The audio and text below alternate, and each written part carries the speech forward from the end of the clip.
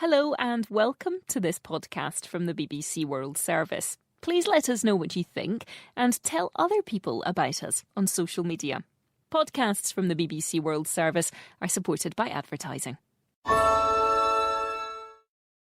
What are the most memorable travel adventures? Those where we open our eyes and our minds to new experiences. It's all to see here in Azerbaijan. New flavours, a new appreciation of ancient history, of natural beauty and of rich contrasts. This is a world of culture, cuisine, wellness and adventure, all yours for the taking. Thought you knew Azerbaijan? Take another look. To plan your Azerbaijan adventure, visit azerbaijan.travel.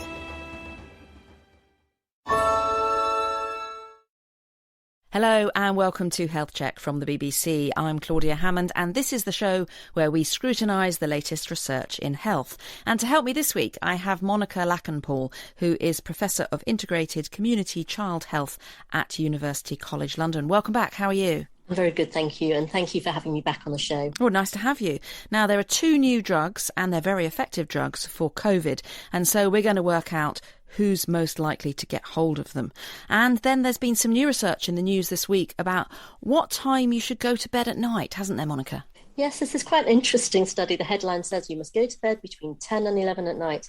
Unfortunately, things aren't always that simple when you actually delve behind what the paper says. So look forward to us discussing that a little bit more later on in the programme. Yeah, it's really interesting, that one. Plus, we'll hear from the women with so much breast milk that they can give the spare away. So I actually was producing so much that I had to buy a humongous freezer just to put it all in. And I bought this huge freezer solely for my milk. But we're starting with those two drugs for COVID. So far, hospitals have been using medication for other diseases to ease COVID symptoms, but these two were developed with COVID in mind. The UK is the first country in the world to approve a pill from Merck called Molnupiravir, and the results are just out in press release form at the moment, which is normal, for a pill from Pfizer called Paxlovid. So how do they work and how will they be used? The person with the answers is Penny Ward, who is visiting Professor in Pharmaceutical Medicine at King's College London, and she started with Paxlovid, which is a type of drug known as a protease inhibitor. So that drug is an inhibitor of the enzyme of the virus that makes the protein building blocks that enable it to get into the cell. So by inhibiting that enzyme, the antiviral stops the virus replicating. People may be familiar with other protease inhibitors, which are used in many parts of the world to treat hepatitis and HIV, for example. And this one is specific to the coronavirus family. And they're giving it in combination with another drug to kind of boost it, sort of turbocharge it, if you like. That's right. By giving a small dose of something called ritonavir, which is a drug which has been used to boost other drugs for HIV, for example, then you can increase the quantity of the active antiviral for COVID and keep its levels high enough to last so that you only need to take those tablets twice a day, which is very helpful. And how successful does it appear to be? So far, we only have the press release to go on. We do indeed only have the press release, but nonetheless, when the combination is given starting between 1 and 5 days after the first onset of symptoms, progression to serious disease needing hospital care or dying from COVID was reduced by almost 90%. So very highly effective. So it's impressive. And how does this compare with the other drug, which is called Molnupiravir, which is from the company Merck? The Molnupiravir targets a different enzyme of the virus, an enzyme called the polymerase, and this is the enzyme that makes the RNA genome of the virus. And by blocking further extension of that genome, it stops it replicating completely. And how well does this one work? This one works basically probably equally well, although the headline was that it reduced hospitalization rates and deaths by over 50%, but the two trials were quite different depending on the nature of the population that was recruited, which may well have been much higher risk of hospitalisation and death in the Molnupiravir trial than in the Pfizer trial. They might actually be comparable. Yes, they that's might well interesting. Be comparable. So we'll have to wait really to see the details of the data to understand whether these are really very different. And how available are these treatments at the moment? Well, unfortunately, just as we saw with the vaccines, to begin with, it looks as though there's going to be a very limited drug supply. Merck have said that they can manufacture 10 million courses for the entire world this year and hope to be able to increase next year. So 10 million courses in total in a year sounds like a lot in one way. But it sounds like a tremendous number, but how many people are there in the world? Yeah, so it's a lot. Just to remind you, we've had, 9.5 million almost infections here in the UK in the last 2 years. Just to give you a frame of reference, for the antiviral stockpile for flu, we saved 15 million courses. Wow. To treat 25% of the UK population. Just for one small country. Exactly. Yeah. So really 10 million, it must have seemed to the Merck chemists like they were doing a tremendous job. But I must admit, if I was working at Merck, my head would have been in my hands and I'd have asked them to add 2 or 3 noughts to that number. And will they be expensive, though? The Merck compound announced price within the United States is over $700, which is about £500. They've also made it available under license to manufacturers in other parts of the world.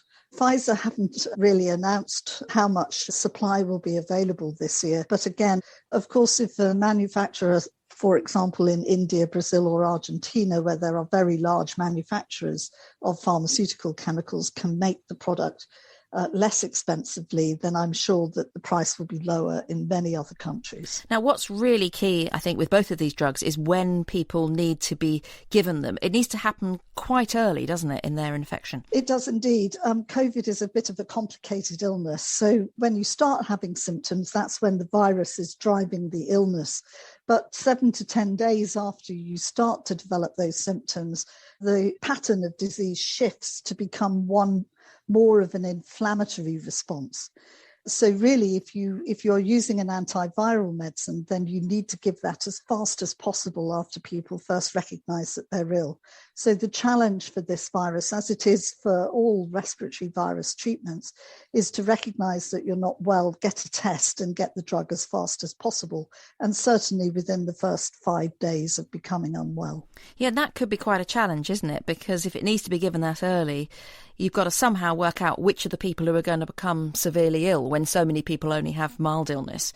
And I guess people, particularly now when many people just have symptoms of a cold, they might have that for a day or two, then start wondering if they have COVID, then get tested, wait for the result.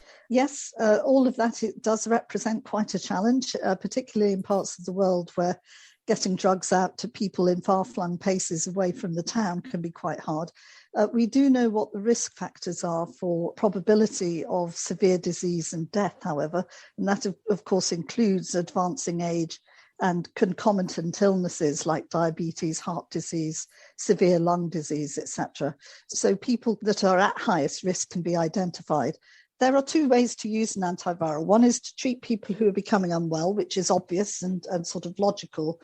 But the other thing you can do is also to give it to people who are close contacts of that individual to stop them becoming infected and to add on to the protection that vaccine offers and do something called outbreak control, which is extremely useful in care homes and indeed if you were to have an outbreak in a hospital.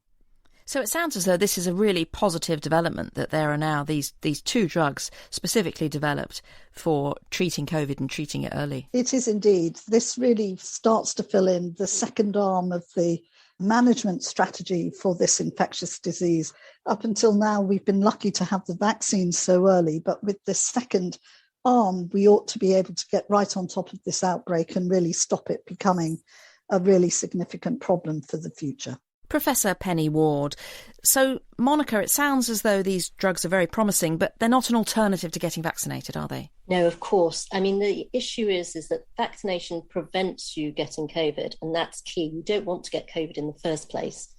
With the medications that we're talking about, you're really starting it downstream once you've already got the infection to try and prevent it getting worse. So we still come back to the fact these are important drugs. We really need to find out more about them, but we mustn't stop having the vaccinations.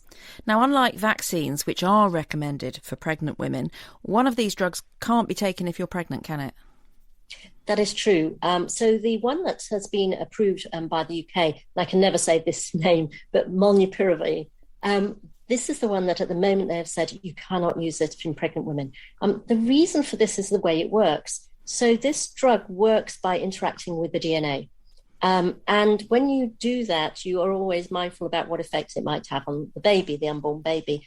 And they did do, they excluded from this study pregnant women. So that's why we don't know what would happen in pregnant women. But on some studies they did in rats, they did show that it may cause harmful effects on unborn offspring. And this is why they've decided that this should not be given to pregnant women, which again means that mothers who are pregnant and who may have be at risk of COVID-19, which is all of us, we should definitely make sure we have the vaccines, because these drugs cannot be given to pregnant women.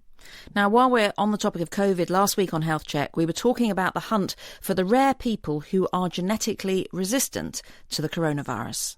And now there's new research out from Oxford University on the opposite, the people who have genes which make them more likely to become ill with COVID. And Monica, we've known for a long time now that the same virus can affect individuals very differently. Can you give us some sense of the range of how people are affected? So yes, people are affected in many different ways, and we're already seeing this in society. So there'll be children who carry the virus who may have very minimal symptoms at all.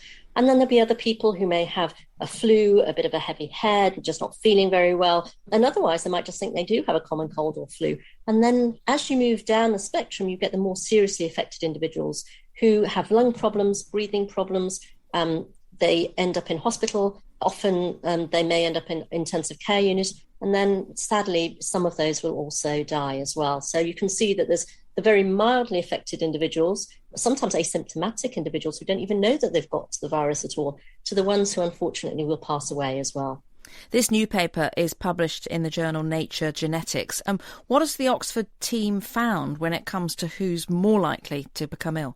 Yes, this is quite interesting and actually very, very important as a study. So we know that the virus affects chromosome that there's a chromosome number 3 that's actually quite important in our bodies.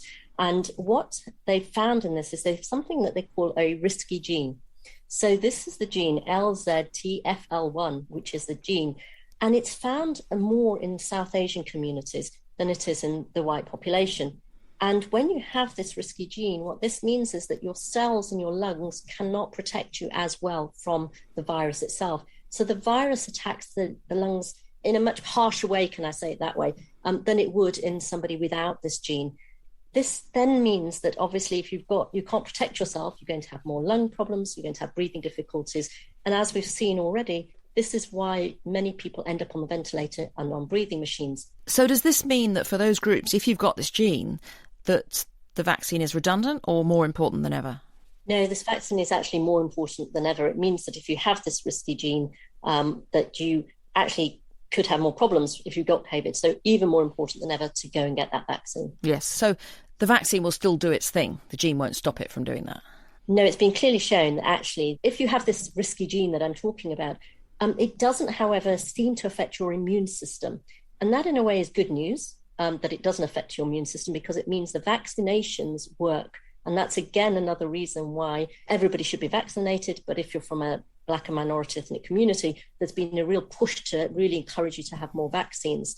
So in summary, what this is saying is that if you're from a South Asian background, you are at higher risk if you have this gene to get COVID and to get the consequences of COVID, which then give you breathing problems, which obviously are quite serious for you.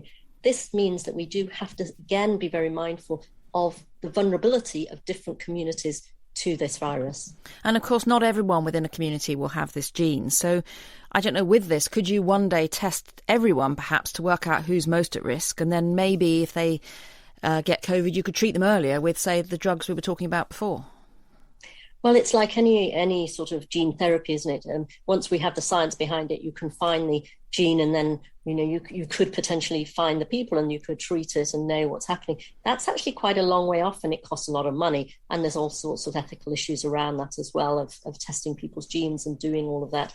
I think for the moment, what we're trying to say is we will look at a whole population, and you will look at the population and say, okay, which communities are at high risk? Let's try and protect them with the vaccine. If they do get ill, maybe there are some other people within that community who are even more vulnerable, such as the elderly or people who have other illnesses that put them on risk. And it's being about being vigilant that if that is happening, how can we treat them quickly? That's what it comes back to all the time, isn't it? There's all this other brilliant research, but still the vaccine is the best thing we've got at the moment. Now, Monica, the last time you were on, we were discussing new research showing that if premature babies were fed with breast milk, they had better long-term heart health. And the topic of donating breast milk came up, so we wondered who the women are who give their milk. Now, there's plenty of evidence that breast is best when it comes to feeding newborn babies, but there are, of course, cases where it's not possible, and this is where breast milk banks come in. And women who produce plenty can donate their milk to feed other people's babies. So what are the kinds of situations where donated milk might be needed? So there are a number of different situations where donated milk is actually very, very helpful. One category of little individuals is if their babies are premature. So if you're premature, really breast milk is the best because it helps your brain, it helps protect you from infections, it helps you from something called necrotizing enterocolitis. These premature babies need breast milk from their mothers, but unfortunately, mums can't produce enough milk for these babies. Sometimes the mothers are very ill because of the actual birth process, or they may be ill for other reasons. And therefore, the donor breast milk is really a substitute for their own mother's milk that can be given to them. But there are other situations as well, even for other babies. So there may be other challenges for mothers why they can't breastfeed. They may be unwell in themselves from other illnesses. They may be on medication, which they can't really give to their baby through the breast milk or don't want to because it might have harmful effects. So again, this is when we come back to donor breast milk being very, very important. And so who are the women donating the milk? Our reporter in California in the US, Alison Van Diggelen, has been to a breast milk bank to meet the women with spare to share. I've come to the longest operating milk bank in North America. Since 1974, the Mother's Milk Bank in San Jose, California has been collecting breast milk to help nurture vulnerable babies, especially premature ones, at a critical time in their lives. Today it supplies about 500 gallons of breast milk a month, reaching over 80% of California's newborn intensive care units, or NICUs, and serves 11 hospitals in other US states, as far afield as New York. Who donates all this milk, and how is the milk treated to make sure it's safe and nourishing for babies in need? So I actually was producing so much that I had to buy a humongous freezer just to put it all in. And I bought this huge freezer solely for my milk. Stephanie Habian is the mother of a 6-month-old boy. She's been donating for about 4 months. It's a chest freezer. It's huge, but all I used it for was milk. So I filled that, and then I filled 3 shelves in my garage freezer and 2 shelves in my kitchen freezer. So I said, I have to do something about this. Before the breast milk bank accepts Stephanie's milk, she has to go through a 2-stage process. First, she must complete a health history questionnaire. Once you have that filled out, they send it to your doctor. It went to my doctor and my baby's doctor. So both of them had to sign off saying that everything was good, that as far as they know, with both of our health, the baby's growing well and everything. Stephanie was fortunate to live close to the Mother's Milk facility, and an employee picked up her milk. But normally donating mothers are sent coolers and breast milk donation bags to send in their milk. Breast milk donors aren't paid, but the facility makes sure all their costs are covered. Oh wow, that's a lot of milk. Yes. Rachel Ryan, a donor coordinator, is unpacking a large box full of breast milk bags that just arrived at the facility. She logs each delivery in their computer system so they can track the milk from receipt to shipment. It really depends on the donor. They can donate multiple times with the same child, or, sometimes they donate at the end of their collection cycle. Sometimes they start at the very beginning because their child was in the NICU. So we just cater to anyone that's willing to donate. I caught up with Mother's Milk Executive Director Jonathan Bautista in the clean room. When the donors donate their milk, we thought, and we combine all of their donations in these individual stainless steel containers, and then we analyze them for nutrition. So we're looking for fat and protein content in the milk to make sure that we have the highest quality possible for the babies in the hospitals. So this is the milk being sieved into a larger container. After we analyze the milk, we combine 3 to 5 donors into a larger pool, and that larger pool is put into these larger stainless steel containers. 200 ounce. Yeah, so each pot is about 200 ounces. Technicians wearing lab coats, hairnets and masks carefully transfer the milk into containers, pre-sanitized to 180 degrees Celsius.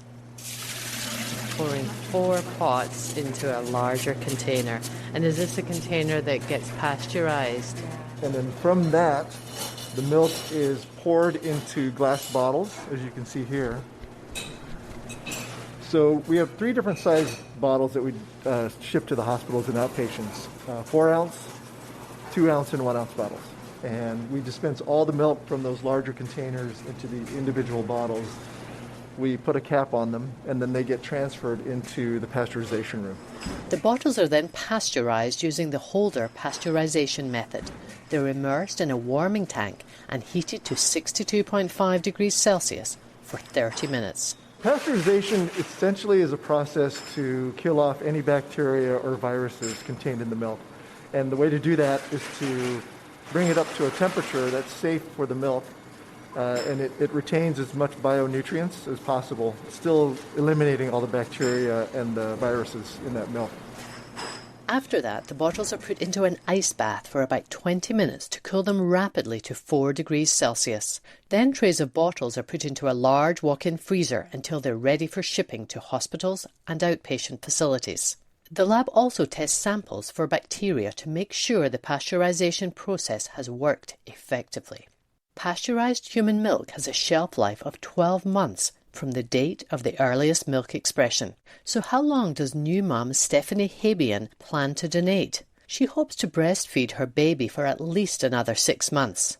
I want to drag it out as long as I can for producing, because now that I've donated once, I think that's the best part, is once you get your foot in the door, you can keep donating your entire time. There's extensive research showing that human donor milk is superior to formula, especially for premature babies' development. But recent research by Anna Kuznetsova at the Cohen Children's Medical Center in New York showed that some American mothers are turning to mother-to-mother milk sharing because of the relatively high cost of milk banks. Some mothers are unable to obtain prescriptions and sufficient insurance contributions for milk banks, and others are concerned about pasteurization affecting breast milk quality.